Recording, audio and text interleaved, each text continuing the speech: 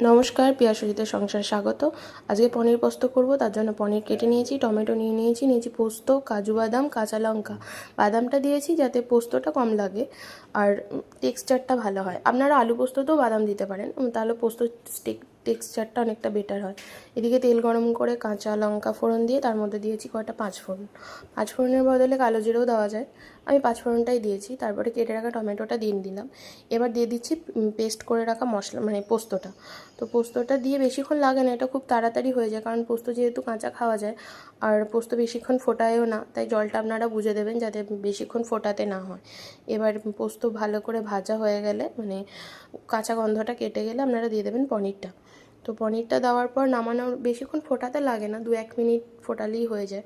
তো নামানোর আগে কেউ যেটা পছন্দ করেন, কেউ সর্ষের তেল পছন্দ করলে কাঁচা সর্ষের তেল, আমার যেমন পোস্ততে কাঁচা সর্ষের তেলটা খুব ভালো লাগে, কিন্তু সুজিত খায় না, তো তার জন্য আমি কাঁচা সর্ষের তেল না দিয়ে এখানে ঘিটা দিচ্ছি।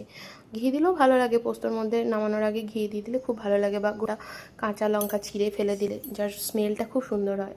তো আপনারা এটা নিরামিষ দিনে ভাতের সাথে খেয়ে খুবই সুন্দর লাগে যেটা। চলুন তাহলে, আমার রান্না প্রায় কমপ্লিট। আমি এখন গ্যাসটা বন্ধ করে দিয়ে ঘিটা দেবো, তাহলে ঘিয়ের স্মেলটা থাকে, স্মেলটা চলে যায় না। আর ঘি দেওয়ার নিয়মও গ্যাস বন্ধ করে।